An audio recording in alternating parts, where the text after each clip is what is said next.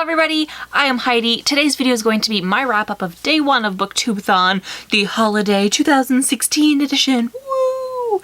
I feel as though every time the holiday Booktubeathon comes around, I always get so motivated to read and then I end up not reading. It happened last year. I had 3 awesome books picked out. I think I only read one of them. And that was it. I had Carry On by Rainbow Rowell in my TBR pile and I actually haven't read it still. The Lizzie Bennet Diaries was definitely there and I still haven't read it, mostly because I never want that series and that world to finish, so by reading it I'm finishing the series, so I haven't read that to this day, even though it came out so long ago. And I don't remember the third, but I think I actually read the third. I think it was a Meg Cabot book and it was in the size 12 and Living Life or whatever it is.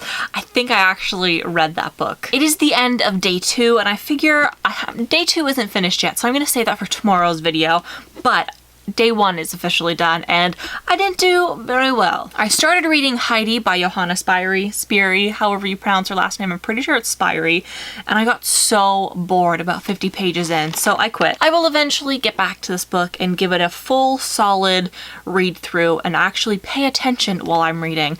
But reading a book like this in a really short amount, a short time span, is not exactly how I want to enjoy it. When I read this quickly, I do end up skipping a lot of words. That is how I get through a book pretty quickly.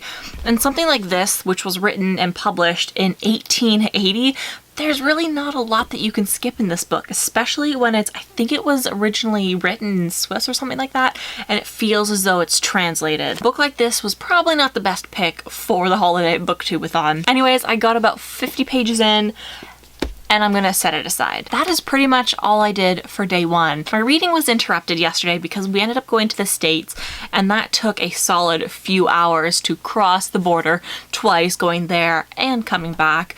And I brought the book with me, and that's when I read about 20 pages worth, but I get extremely carsick, and so reading it, even though we weren't moving and while we were waiting in line, I still got super nauseous and I couldn't. And then when we got home, I was so tired, I took a nap.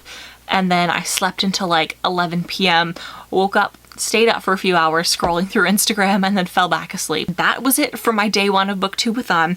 You will have to wait until tomorrow to see my day 2, even though it's 5 o'clock on day 2. I'm not gonna tell you what I read today, so you're gonna have to watch tomorrow's video. I have been participating in the Twitter sprints, although I have been enjoying reading a lot more than tweeting about it. So even though I am getting the notifications for the tweets, I'm not necessarily tweeting out everything, but I have been reading during the sprints and seeing all of the Booktubeathon's tweets. That is it for today. Thank you guys so much for watching, and I will see you tomorrow with day 2 of holiday Booktubeathon. Bye!